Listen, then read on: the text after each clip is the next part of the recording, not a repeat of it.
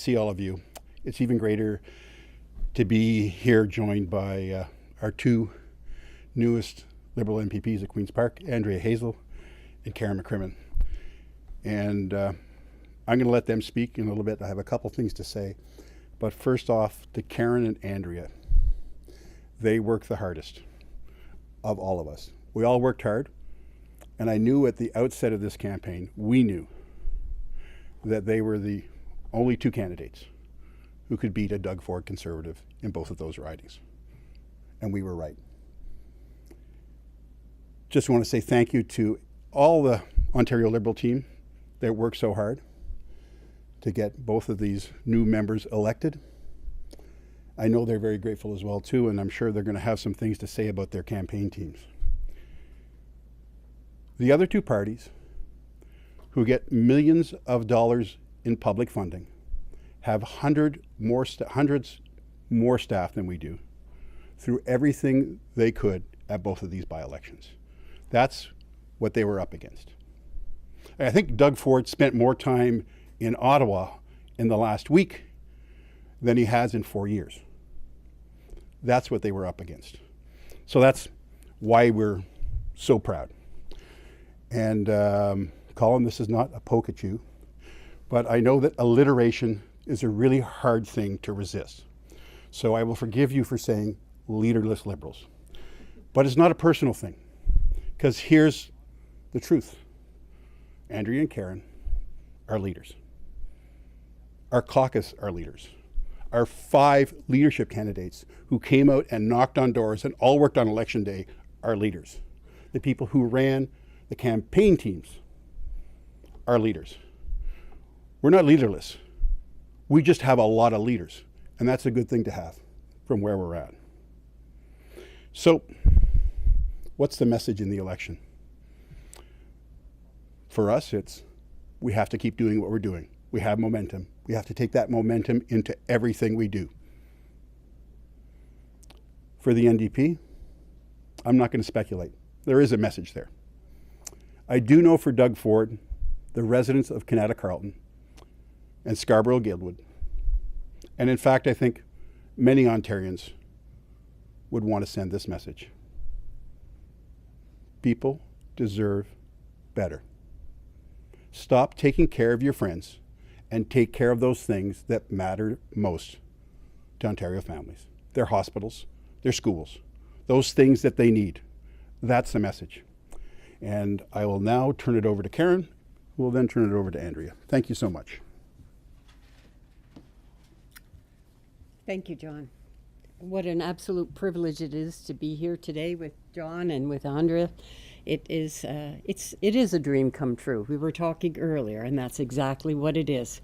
To be able to come here to earn the confidence and trust of the members of our constituencies, and for me, Canada Carleton, the people of Canada Carleton place their trust in me, and I think that matters greatly. It's a huge responsibility. And so I'm just so pleased that trust has been given, and I will continue to earn that trust as we move forward. I agree, gratitude is the key. I'm grateful to the people of Canada Carleton. I am grateful to my campaign teams. I'm grateful to the Ontario Liberal Party and all the people that came out to help. And they worked hard. I agree, Andrea. They worked hard, and they made a big difference. And now this is our turn to make that difference. I think politics should be about making the lives of people better. That's what it should be about. And when I knocked on doors in Canada Carleton, that's what people told me too. They need things to be better. And I'm going to help make that happen exactly. So it's just a privilege to be here. And it's a privilege to have colleagues like John and like Andrea to work with. And I just wanted to say my heartfelt thanks. And I'll share this. This is a gift from my mother. Her favorite saying, "It's not happiness that makes you grateful, it's gratefulness that makes you happy." And I'm both grateful and happy to join you this morning. Thank you. Andrea? Wow. This is what I'm going to say. Wow. What a fight from beginning to end. And the strongest campaign team just put it all out on the floor yesterday. We canvassed. E-Day was more than what I can ask for. Hundreds of volunteers came out. And I'm not talking about paid staff.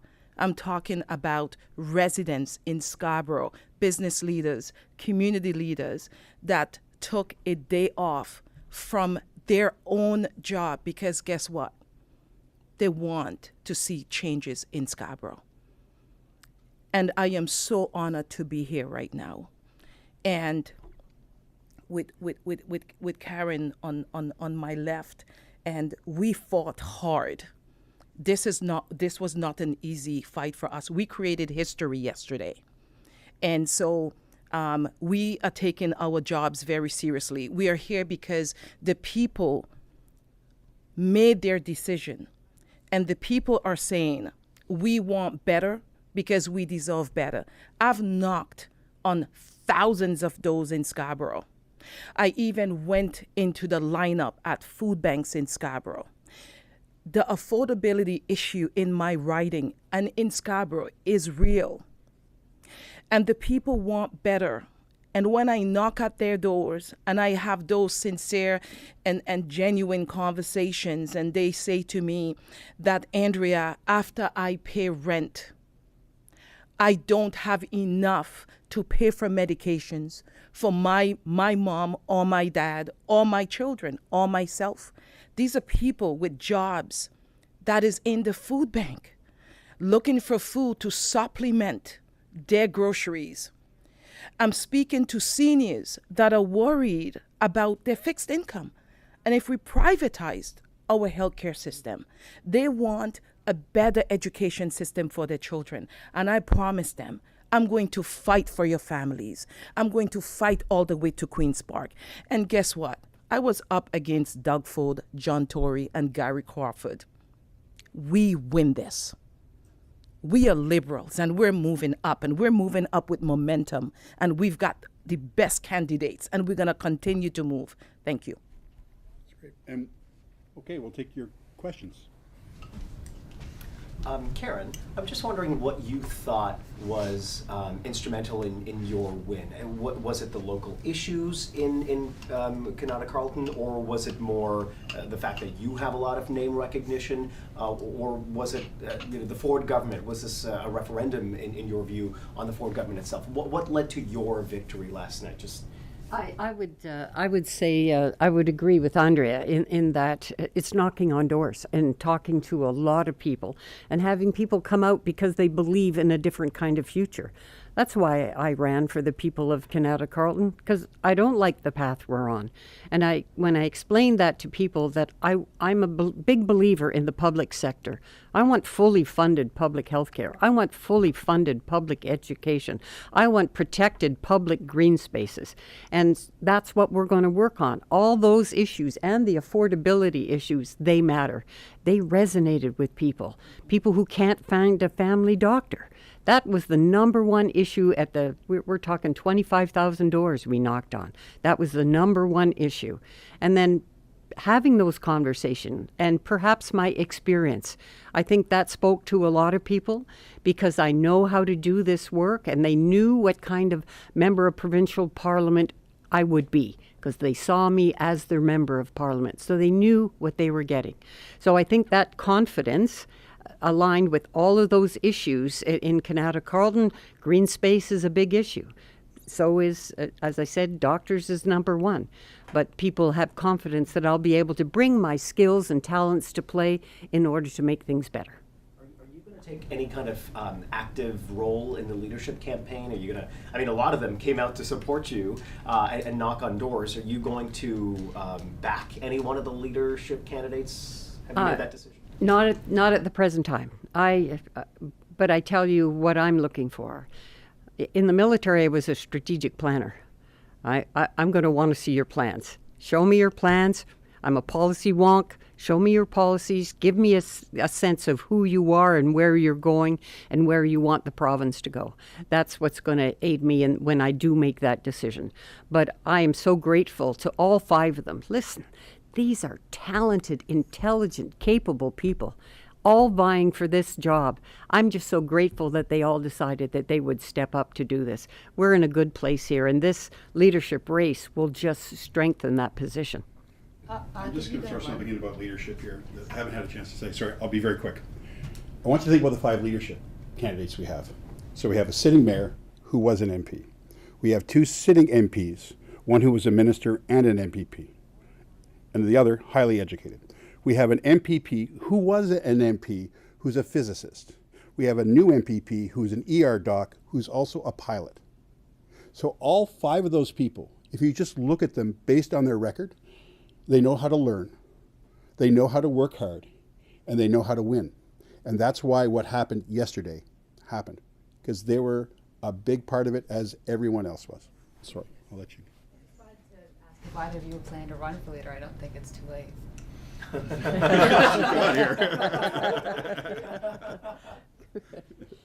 ahead, Andrea. Not this time around, but I will. Next time around.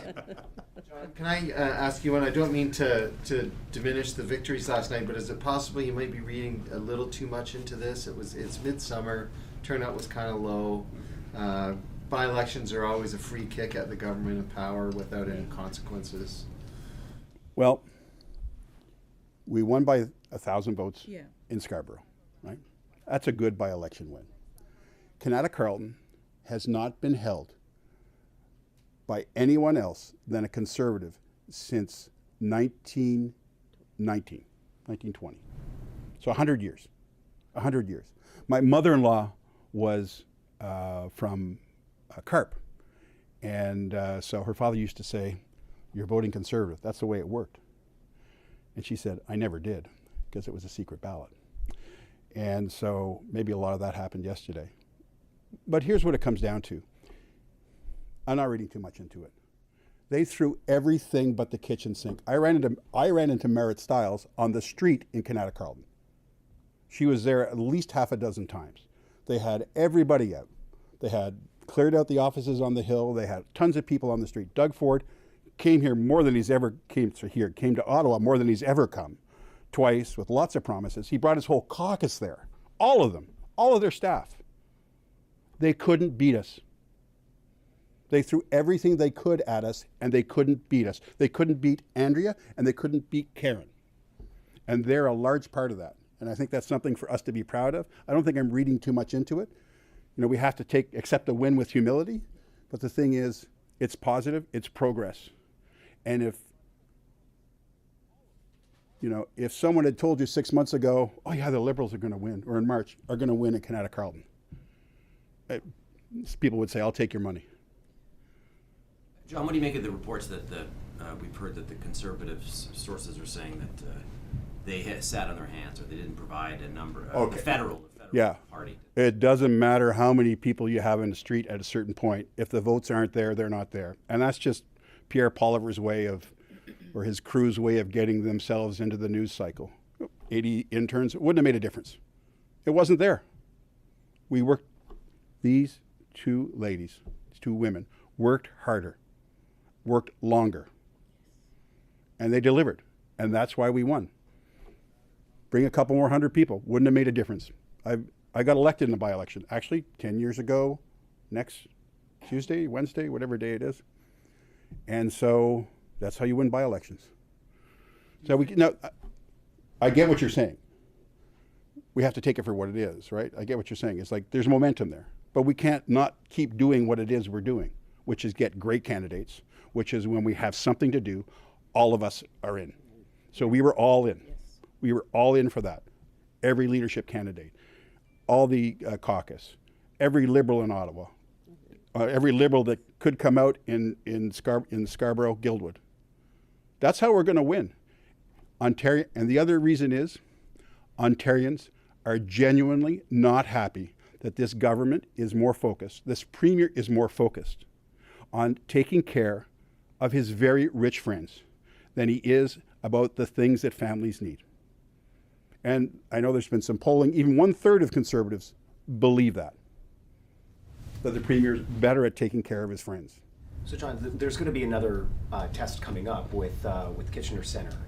So what does the Liberal Party need to show there? Just an increased vote share, a win, a return to the Liberal? We need to try to do what we did in Scarborough, Guildwood, and Canada, Carleton. And it's not going to be easy. It wasn't easy in either of these ridings because they threw it all up against us.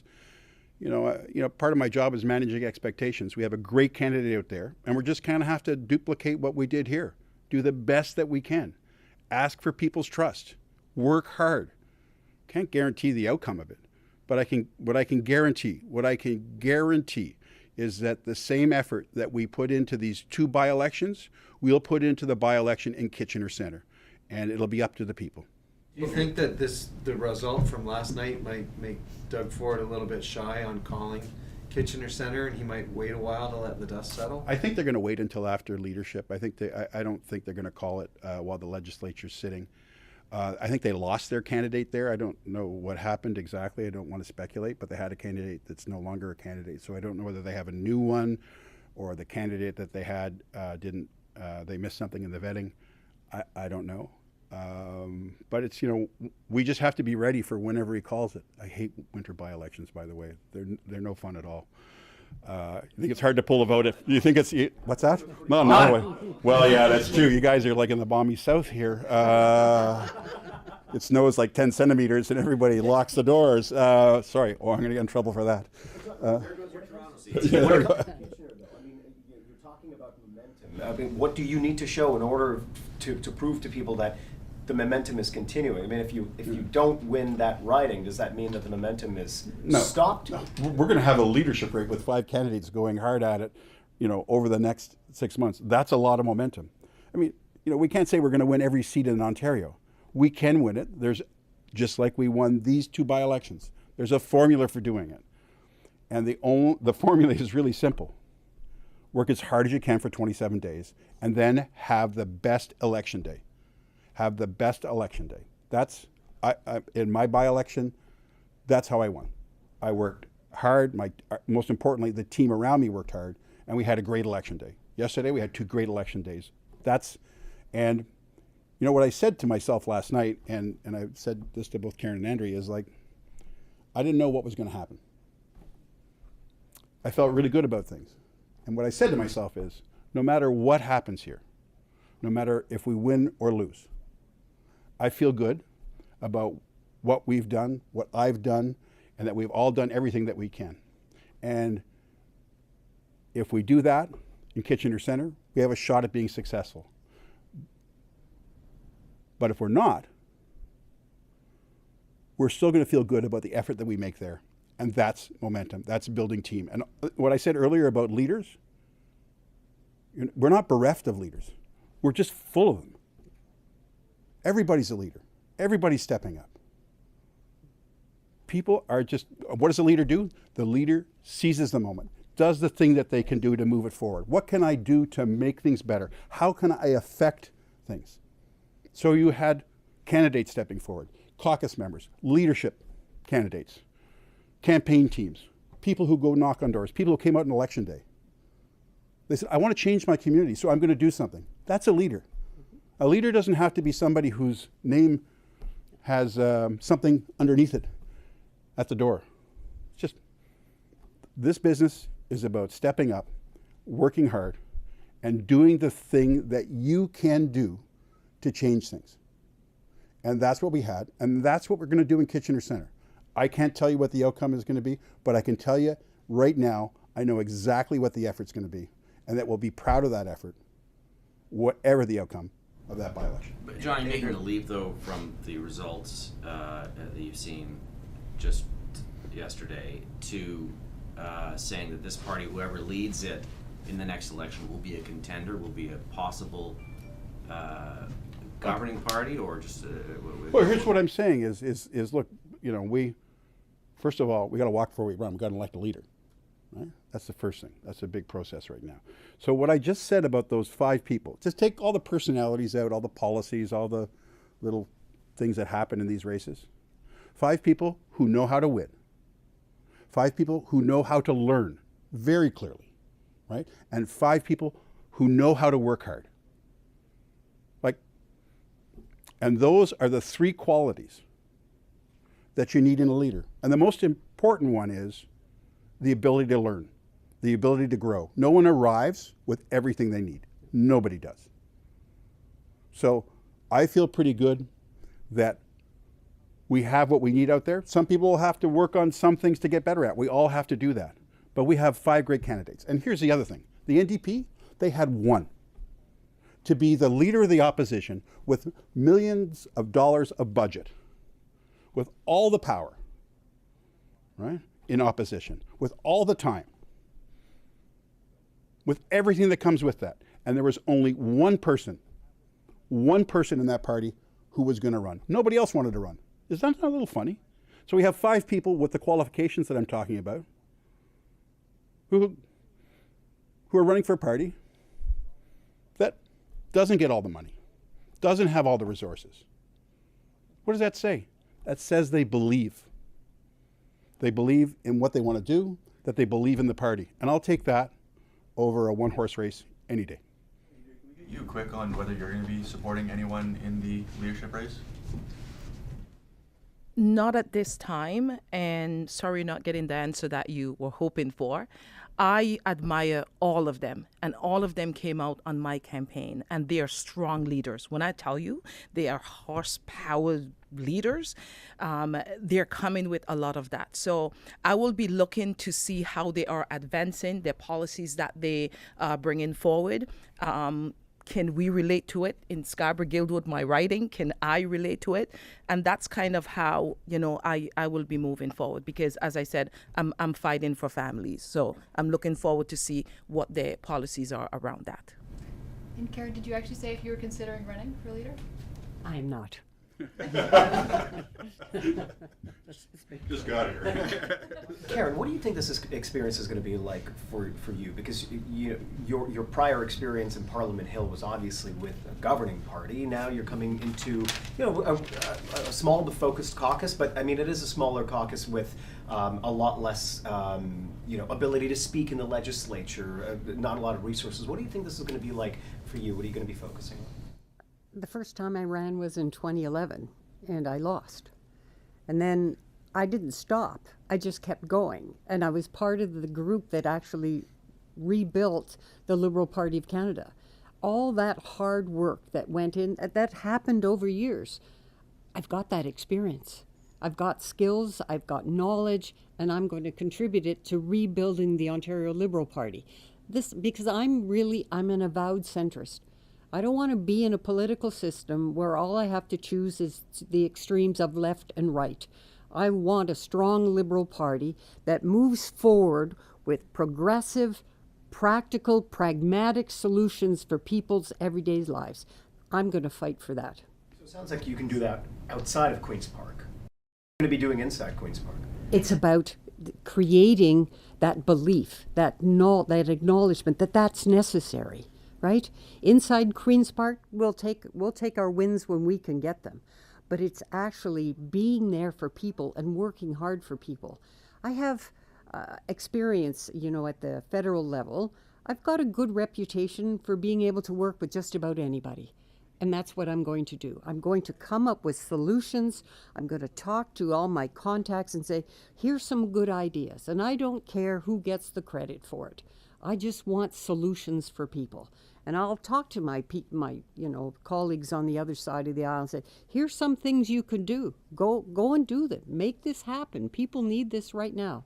So I think influencing what the government does, giving the government ideas, stepping forward and being that sounding board for the people of Kanata-Carleton so that Queen's Park knows what they're thinking is absolutely key for me. One more thing. So there isn't currently any Ottawa representation within the Ford government's cabinet. What do you think they should do? Should they, have some other representation from the members who are there, or do you think it's just going to be a deficiency for the next number of years? Yeah, I can't answer that question. I would hate to speculate or give them. Mm-hmm. So that's something they're going to have to come. Listen, I will be honest with you. The people of Ottawa do feel neglected. They do feel, especially all through that convoy, when that was all happening, we did feel invisible to this government. they need to step up. They need to find a way to step up and convince the people of Ottawa that they're not invisible to this government. And so they've got some work ahead of them because the experience has tarnished that reputation in Ottawa. So they've got some work to do for sure. I'm not sure if adding a cabinet minister would solve the problem that they have in Ottawa, because they had two before, and three, right?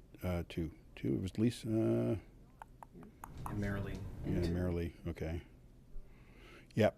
And I was trying to think. Okay. Thinking about something else.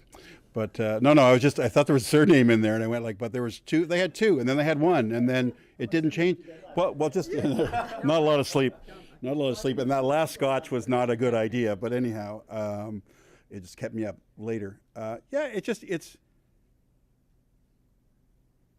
The Premier has a hard time finding Ottawa on the map. And the only time he found Ottawa on the map was when he needed something, when he wanted something from the people of Canada Carleton, the people of Ottawa. You can't treat people that way. They sent him a clear message. And I hope he got it. We'll see.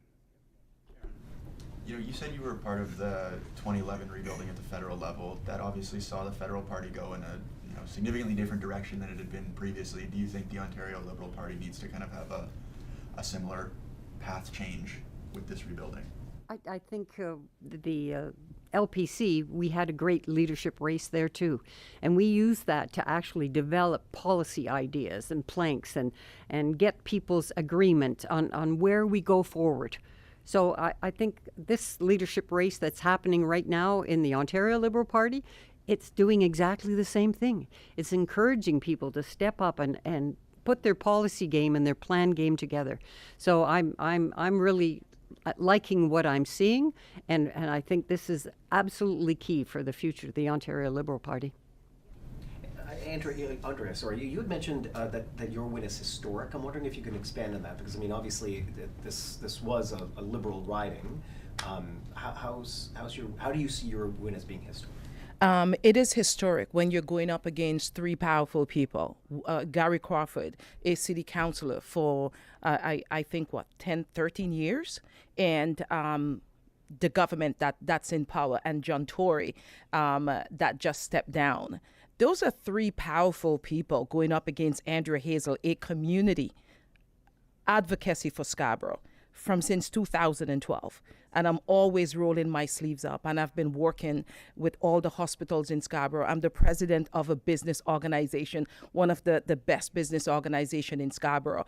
And I have my Women's Foundation that support women and families to become financially independent. I'm a businesswoman. I've got business experience with one of the top 5 banks in Canada for 30 years. We're talking about 3 decades. So I was very well known to Scarborough. I just don't think they knew what they were stepping into. This is historic for me and Scarborough. How much of a role do you think Crawford's severance situation played in the last few days? Was that too late to matter, or did it? I didn't give it a lot of thought because I knew coming in that I can compete with Gary Crawford. So he's bringing in the big guns. Didn't really make a difference to us. And I took this campaign very seriously. I did everything that I could. And for the canvases, we did everything we could. So that's taxpayers' money, and I'm going to leave it there. I figure he must have been pretty confident to make that decision the last couple of days. They must have thought they had this in the bag. Do you agree with that? Do you think they... My comment with one of the paper is I wish him well in retirement, and I would like to see what he's going to do next. That's how confident I was. Great. Okay, everybody good? Thanks a lot. So we haven't had a news conference in a while. I know. It was like, man, all these questions. Do you think we could just put a few aside for those times I come up here and you all look at me?